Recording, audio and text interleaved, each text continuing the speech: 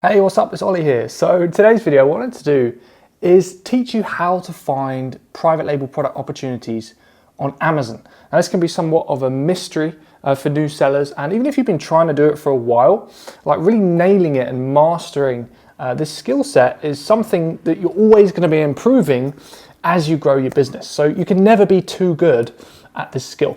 So what I want to do first of all is give you a bit of foundation about, the basics, what we're really looking for with a hot product to sell on Amazon. And then we're going to dive in and I'm going to look for some products live and you can follow me and hopefully we'll find some good products today. So first of all, how do you actually identify if a product is going to sell well on Amazon? Well, this all comes down to using my Smash Hit Product Radar. Let me just break down for you what that really is. Okay, so there's 4 points on the radar, right? This is why I decided to draw it out like a radar, right? 4 elements you always have to have at any smash hit opportunity on Amazon. The first one is probably the most obvious, and it's high demand. If you want to sell something in any marketplace, doesn't matter if it's on Amazon or on eBay or off maybe in your own website or whatever business you want to build, right? There has to be a demand for the thing you want to sell, right? No one would be starting coffee shops if people didn't love coffee. Right? There's a demand for coffee, so we want there to be evidence in the marketplace that a product is selling really well. Right? We want to see that there's high demand. What this usually means is there's products selling really well already. Right? And I'll show you exactly how to figure that out in a couple seconds. Second element is low competition. Right? So in addition to having products that sell really well, we don't want the marketplace to be too saturated. Right? There's always going to be other sellers. Right? Other sellers is a good sign. It's a good sign that the product is working. But if there's too many, if they're too well established, if there's too many national brands that you're competing with, then it's going to be very difficult to enter into the marketplace and actually get a slice of that revenue. So we want to avoid that. We want to go for marketplaces that are a little bit less busy. Then the third element is low hassle. Now this one's really important. If you think of the logistics involved in importing something from China all the way to wherever you want to sell it, whether it's in Europe or in America, there's quite a lot of stuff that could go wrong along the way. So ideally we want a product that's going to give us as little hassle as possible, right? No electronics, no beauty products, nothing fragile that's going to break easily, nothing too big, something very simple, easy product like plastic products are very, very good, right? Very easy examples of products you can import. And then the final element is you want there to be a gap in the marketplace, right? The only reason you would ever sell a product in a marketplace where there's already stuff available is if you can somehow make your product better or different to what's available. So, for example, a good gap in the marketplace could be maybe there's a ton of yoga mats and you've seen that yoga mats are a great seller. They're high demand, low competition, relatively low hassle, relatively easy to import. But all the ones in the marketplace right now are too thin, right? Everyone's complaining that these yoga mats are too thin and they're not comfortable. Well, you can see there's a gap there. You can be the first person to offer an extra thick yoga mat, and it gives people a reason to buy your yoga mat over all the other ones in the marketplace. Right, so this is the Smash Hit Product Radar, and this is, the foundation of all of the success I've had on Amazon and all my clients as well. And if you just follow this methodology as you're looking for products, you really can't go wrong. So that is the theory out of the way. Now let's actually get into the practical aspects of how you find products. But the problem is, I've got a set of criteria I like to follow to find hot products. If you stick too strictly to that, sometimes you can end up finding nothing. All right, so when a new client starts working with me and they want to start building the business, to prevent them from just finding nothing for ages, I usually say, right, start off by finding me 20 terrible products to sell on your account, right? Spreadsheet, 20 terrible products. So let's go through the Amazon marketplace right now, pick a category and find 20 terrible products. And then from that list, hopefully we can find some diamonds in the rough. Okay, to find these products, you're gonna need 2 things. Number 1, Amazon open, right, in a tab. And another tab, you're gonna need a blank spreadsheet. And I love to use Google Drive just because I can keep everything on there And if I want to share it with my team or whatever, I can get them looking at the same spreadsheet at the same time. And yeah, this is how my VAs add products to my spreadsheets without having to have new versions of Excel spreadsheets all the time, right? So blank spreadsheet, Amazon. Now I tend to choose a category to get started with. Home and kitchen's a great one because it's so big and there's so many good products that meet the requirements we're looking for, right? So what I tend to do first is do a negative character search. This is really, like, it sounds complicated, but it's really simple. All you do is you type the minus key, then loads of random characters. What this does is this shows you all of the products in the category, right? So for example, you can see there's over 100,000 results, and yeah, there's way more than that. There's probably several million in home and kitchen right now. And you can see everything. So then what you can do is just start scrolling through and looking for opportunities. So what we're looking for really is stuff that meets those 4 elements of the Smash Hit product radar, right? It's got demand, it's got low competition, it's low hassle, and there's a gap in the marketplace. Let's start off just by looking for high demand, and then going a little bit deeper to find out all the other elements, right? So let's have a look down this page. We're going to see tons of examples of products that have got very high demand. For example, let's check out this vacuum cleaner, right?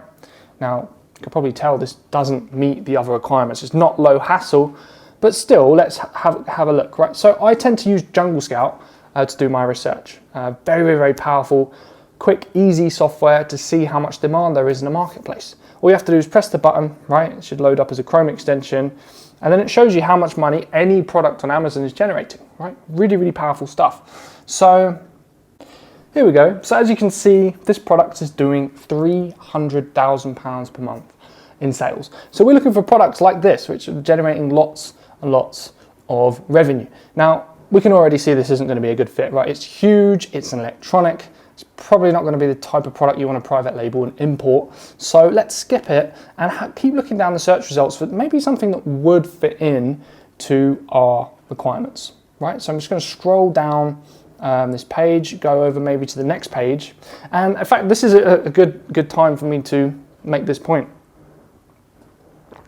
As you're doing this stuff, like, it's really important to just appreciate you're probably going to be here for a while. So just like with any other task you might have to do but isn't the most fun thing in the world, I would try and make it enjoyable, right? For example, if you're doing like the washing up or laundry, right, the only way to get through it is to make it enjoyable. So, you know, make yourself a cup of tea, listen to your favorite album, and just make this process a lot more fun than it is, because it really is kind of boring.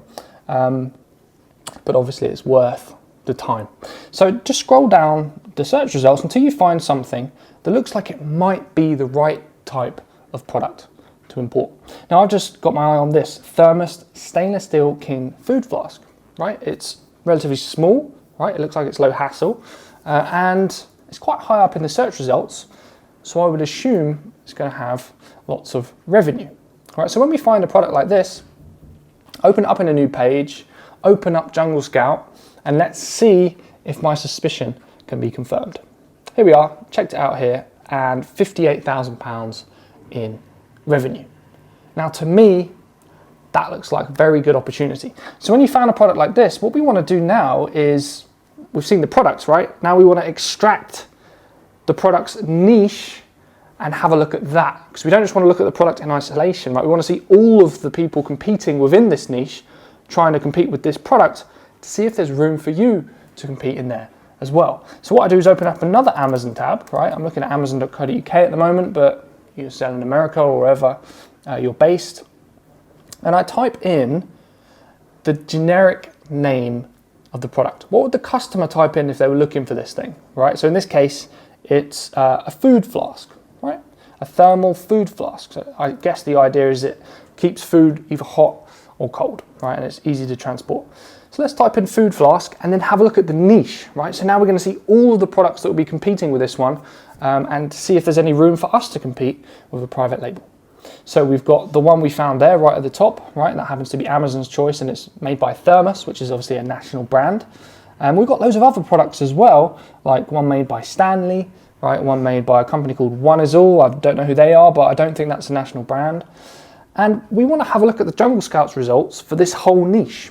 So now we've got a breakdown of how most of the products on page 1 in this niche are performing. Now Amazon usually sorts out the results by which products are selling very well, which ones have got good reviews at the top. So anything on page 1 should be performing very well, and this is where you want to get your product. Right, so if you can get your product to page 1, you can expect to generate similar revenue to what the other sellers are generating, right? As long as your product fills a gap in the marketplace, it's very good quality, and you know how to get it to sell and actually get it to the first page in the first place, right? So let's have a look. So you've got this thermos flask that we found in the beginning that's doing 50k per month. We've got this Stanley product that's doing 25k. Thermos, another thermos mask, different design, doing 23k. Food flask, which is doing 17k, another one doing 17k, one doing 9k, one doing 7k. And if you just look down the list of products in the niche, it's very clear there's a lot of demand for this product. Customers clearly want it because they're spending hundreds of thousands on these products every month. So if we just go back to our Smash Hit Product Radar for a second, which of these 4 elements is very clear this product doesn't have? Right, we've got high demand, right? We can see that from the Jungle Scout revenue. People clearly want this product, but there's national brands competing, right? And there's also products in the marketplace with tons of reviews, right? There's someone here who's got 2,600 reviews, which is a very clear sign that they're an established seller in the marketplace, right? The more reviews somebody has, the longer they've been selling the product, drop my pen, right? The longer they've been selling their product, and the harder it's going to be to compete with them. So ideally we want to keep the reviews low, like under 400 with most of the top sellers would be ideal. So really it's looking to me that this product doesn't have low competition. In fact, it has kind of high competition. But it's feasible that we could somehow compete. So what I'm going to do anyway is add this product to our spreadsheet. Because remember, we're looking for terrible products right now. So we want a list of 20 products that don't quite meet the criteria, so we can go back and have another look at them. So just add it to the spreadsheet anyway, and we'll go down and hopefully find some better ones next. So I'm going to go back to our first tab, right, where we did the negative search term, and let's keep scrolling down, see if we can find something else which could be a contender for a private label product. Remember, we want something small, something light, low hassle, will be relatively easy to import, but at the same time looks like it's going to be very popular. So I'm just going to have another look through. This set of essential oils could potentially be good.